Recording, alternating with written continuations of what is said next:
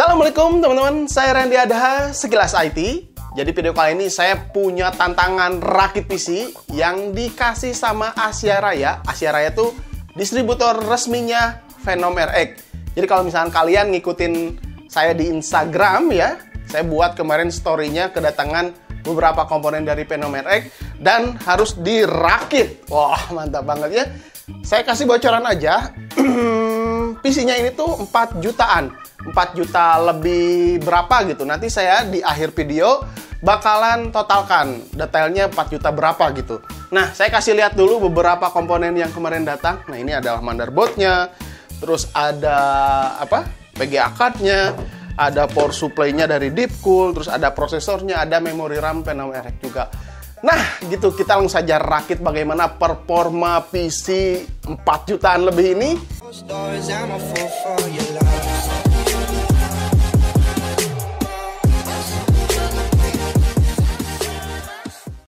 Sebelum rakit PC, saya pengen cerita atau curhat dulu sedikit ya.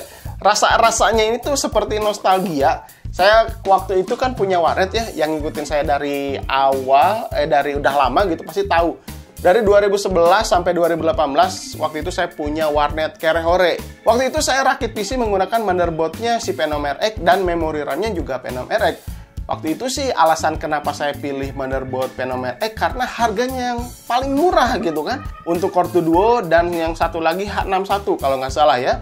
Untuk Intel Gen 2 dan Gen 3. Ya aman-aman aja, nggak ada masalah gitu kan. Dari pagi sampai malam gitu kan si PC nyala terus. Pakai motherboard Venom RX. Saya kira harganya murah, kualitasnya bakalan kurang bagus. Tapi ternyata normal-normal aja gitu. Sesuai dengan perkiraan lah gitu. Oke. Kalau kalian lihat di sini ada motherboard-nya, ada power supply-nya, ada PGA card-nya. Nah, di sini PGA card-nya kebetulan ada 2 ya, dari Venom RX 1, dari Jotax Gaming 1. Tapi di sini saya bakalan rakit PC yang ini dulu. Untuk yang GTX 1650 Super, mungkin setelah video ini tayang atau mungkin dibuat seperti apa ya. Kalau misalnya kalian punya saran, boleh tinggalkan saja di kolom komentar. Oke, kita langsung saja ke perakitan PC si Venom RX ini. Let's go. Pertama-tama, siapkan dulu tentu motherboard-nya. Di dalam kemasan H110 Venom RX ini dikasih satu kabel SATA, CD driver, dan buku manual. Form factor motherboard ini adalah micro ATX, ukurannya 19 cm x 17 cm. Jadi kecil-kecil imut ya.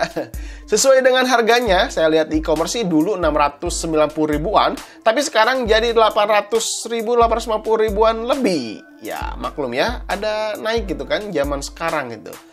Oke, port yang dihadirkan di motherboard ini cukup lengkap menurut saya. Ada port VGA, HDMI, HDMI ya, USB 2.0, USB 3.0 sudah ada.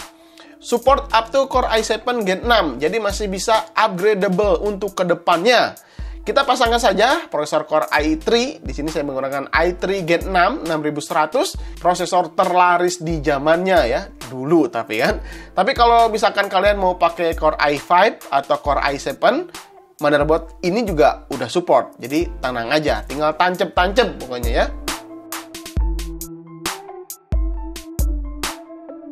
Lanjut, di sini saya tancapkan memori RAM Venom RX 8GB DDR4 1 keping saja.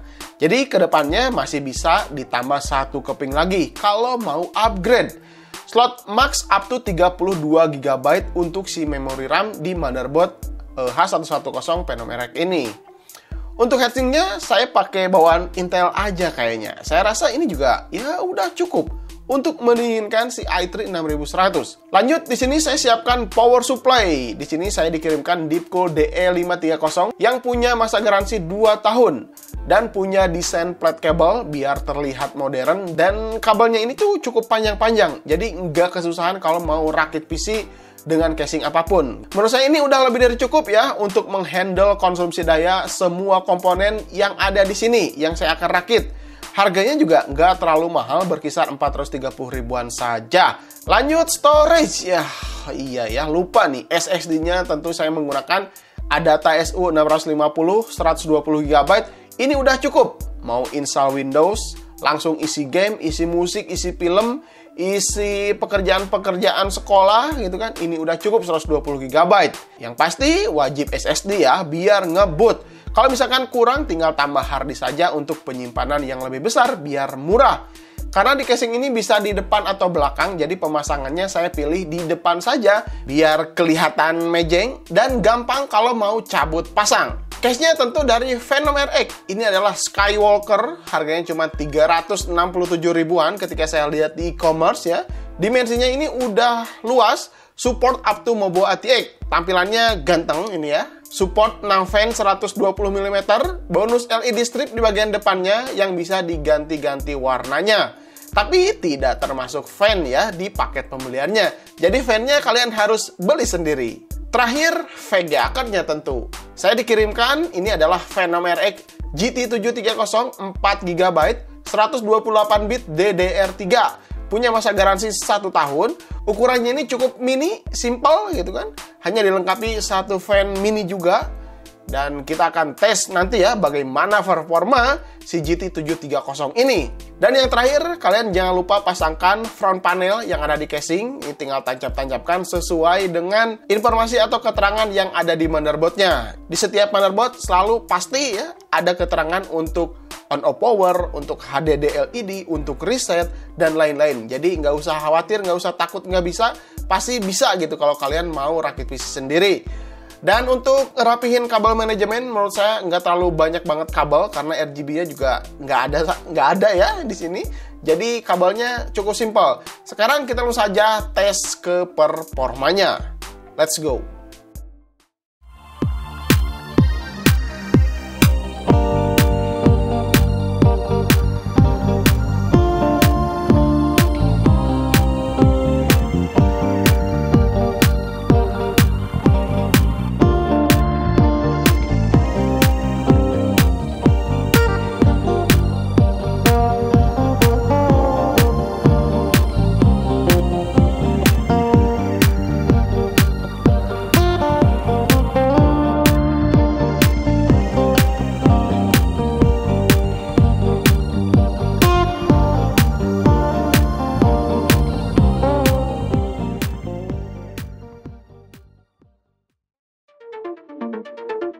Pengujian pertama, tes Genshin Impact, game yang dirilis tahun 2020, di resolusi 1080p preset low, render 0,6, FPS yang dihasilkan masih lancar untuk dimainkan harian, rata-rata di 32 FPS.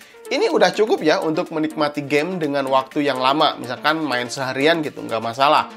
Meskipun komponen PC ini dirilis tahun 2015 seperti prosesor dan VGA card-nya, tapi masih bisa memainkan game-game kekinian yang lagi rame tentunya ya. Kalau pengen aman sih ya main game yang dirilis tahun 2015 ke bawah, itu pasti kuat. Misalkan PES 2015, 2013, atau GTA 5 ya. Tentu ini spek PC yang saya gunakan ini masih kuat, jadi saya nggak tes game-game itu ya. Lanjut ke si Genshin Impact, kalau misalnya kalian pengen FPS-nya lebih tinggi, bisa turunkan resolusinya ke 720p, FPS-nya rata-rata bisa menjadi 45 FPS-an.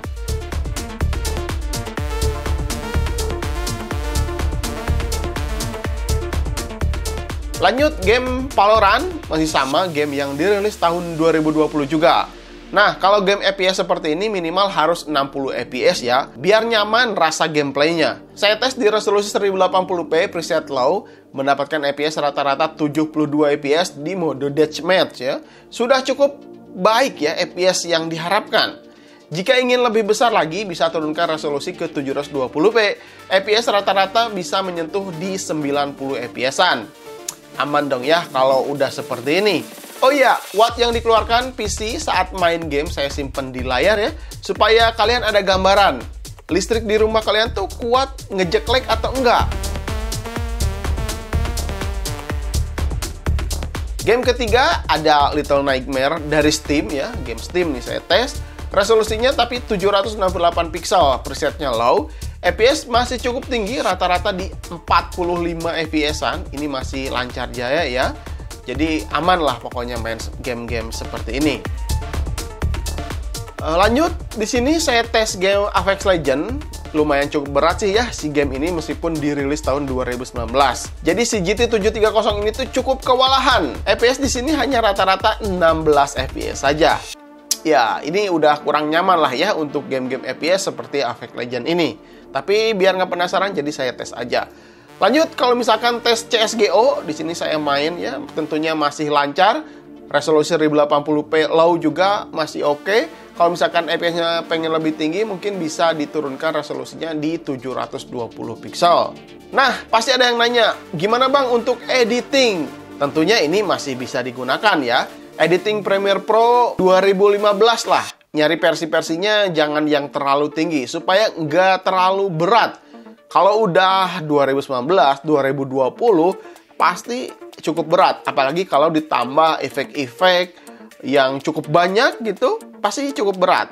Nah, kalau urusan render, ya lumayan lah ya, agak lama. Jadi kita harus bersabar. Lanjut, kalau misalkan untuk multitaskingnya bagaimana? Ya, ini udah seharusnya ya. Spek ini tuh dipakai multitasking, nggak ada masalah.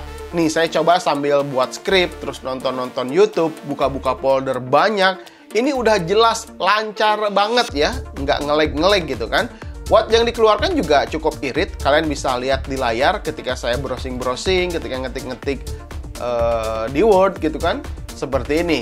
Jadi untuk penggunaan belajar, daring, ngerjain tugas, nonton film, PC ini sangat worth it dengan harga 4,6 jutaan. Nanti saya akan simpan harga tepatnya di sini. Kalau misalkan kalian pingin lebih murah lagi, tentunya jangan dulu beli PGA card. Karena si prosesornya ini udah ada IGP-nya, yakni Intel HD 530. Jadi bisa berjalan meski tanpa PGA card. Jadi kalau misalkan pengen lebih irit lagi itu juga ya. Oh iya, tambahan saja karena ada yang nanya, apakah bisa bang dipakai live streaming pakai OBS? Jawabannya belum bisa, karena si GT730 ini belum support NVNC. Seperti itu. Mungkin gitu aja teman-teman, mudah-mudahan video ini sedikit bisa menjadi inspirasi kalian. Mau rakit PC bang, rakit PC 2 juta, bang rakit PC 3 juta, komponennya baru semua. Nah, ini bisa menjadi solusinya. Bener ya. Oke, gitu aja ya. Kalau misalkan kalian punya saran kritik, silahkan tinggalkan di kolom komentar. Sampai ketemu di video berikutnya. Saya Randy Adha, Sekilas IT. Assalamualaikum warahmatullahi wabarakatuh. Salam teknologi.